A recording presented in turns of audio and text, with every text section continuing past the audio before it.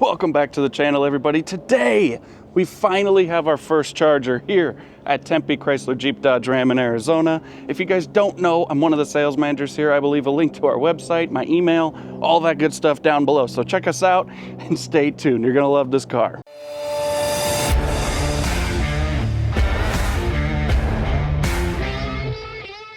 Look what finally showed up, ladies and gentlemen. Today, we are finally checking out the brand new 2026 Scat Pack with the 6-pack engine. Let's take a peek. We have been waiting for these cars for a long time. So if any of you don't know somehow, this is a brand new charger. And before you tell me I'm stupid because this has 2 doors, yes, that is correct. This is now a charger. Starting in 2026 and from here beyond, as far as we can see, we are going to have 2-door and 4-door chargers that look like this. They will all be gasoline. They have scrapped that whole electric debacle, thank the heavens above. This particular one with the 6-pack engine, being a Scat Pack, has 550 horsepower and 531 pound-feet of torque. That's pretty impressive, but we are gonna see how it feels, don't you worry. Before we get too far, taking a look, this one has the blacktop package. So in short, what that means is you have the black wheels, black grille, black badges, blah, blah, blah, blah, blah. No chrome, none of that stuff. You have the black roof, all that good stuff. And from kind of an unbiased opinion, this car looks pretty good. And not to fear, we are of course gonna drive the car. We're gonna check how it feels. We're gonna try the different modes. We're gonna see how fast it is. And most importantly, the fuel economy. No, I'm just kidding. We will do a 0 to 60. Don't you worry about that. But just kind of checking out the car from a practicality standpoint, you do have plenty of space here in the driver's seat. It is very comfortable. Passenger seat is decent. And truthfully, for the size of the car, your trunk is not too bad either. Obviously, it's not, gigantic per se, but for the size of the car, it's pretty good. Nice and easy to lower. Off we go. In terms of the interior, like I said, plenty of space in the passenger seat. These seats are pretty nice. Let's get back around to the driver's side. Get you guys a good look at the interior. Just like the electric chargers and the Wagoneers, your door latches right there. Auto windows, all that good stuff. Power adjustable mirrors, as you could imagine.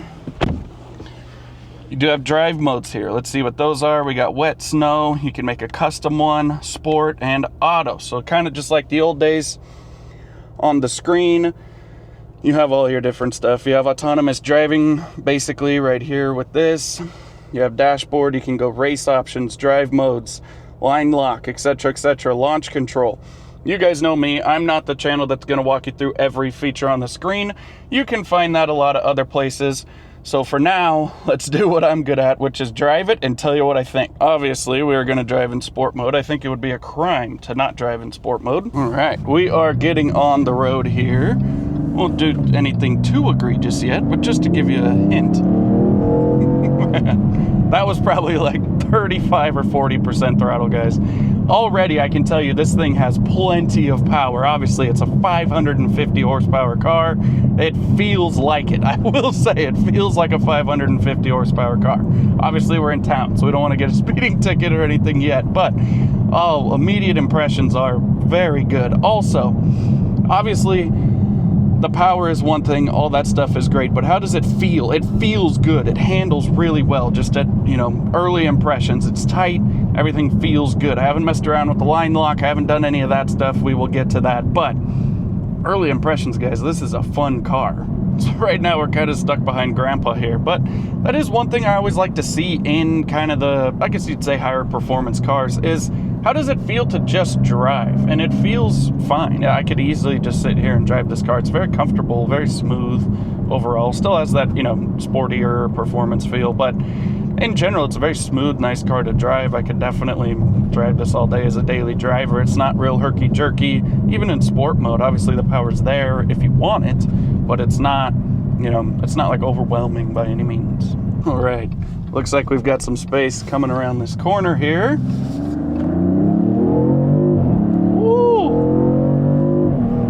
Nice.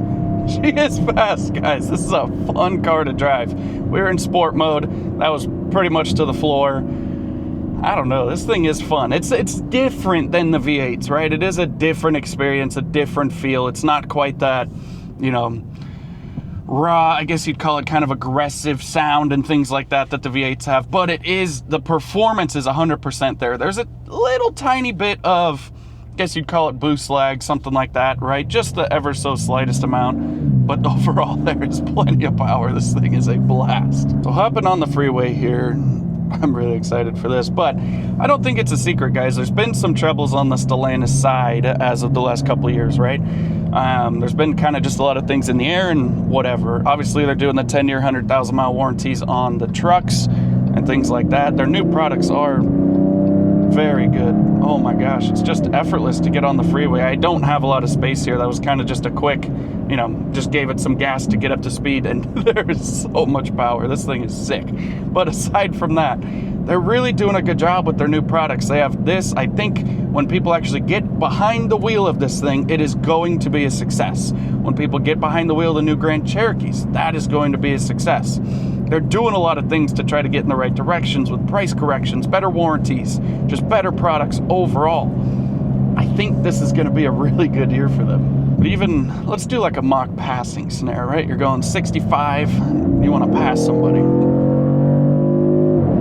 No problem at all, dude. This thing has plenty of power, holy cow. Another thing about a car like this is that obviously it was so successful for so long. People loved what it was, but things do advance over time, and we could argue about the cars in general, but this interior is much better than the old Chargers, right? That was one thing that we always heard complaints about, is the interiors are old, they haven't updated them, blah, blah, blah. Now, this is very modern. You have all your wireless Apple CarPlay, Android Auto, nice big screen up front, the whole 9 yards, a lot better performance tracking and things like that. You have basically autonomous driving. You don't have to use it, so don't freak out. It's not like it requires you to.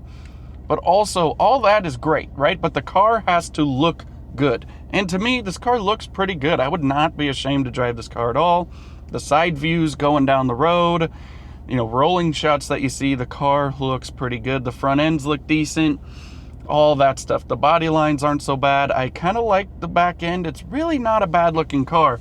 It's not the same as, the old legendary Chargers that everybody's used to, and Challengers and things like that, right?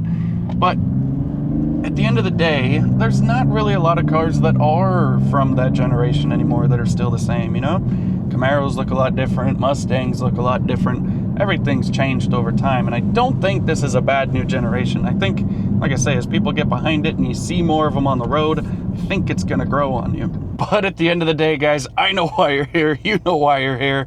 Let's give this thing a 0 to 60. This is not with line lock or anything. This is just, say you're at a red light, foot on the brake, and you hit the gas. Let's see how she does.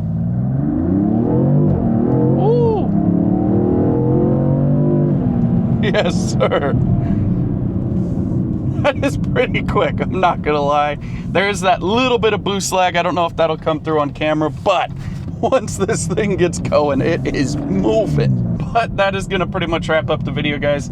Like I said earlier, I am a sales manager here at Tempe Chrysler Jeep Dodge Ram in Arizona. I will leave a link to our website, our Kia website, and my email down below. If you have any questions, any interest in anything, shoot me an email. Let's make something happen. Thanks for watching. Make sure to subscribe, like, comment. We will see you next time.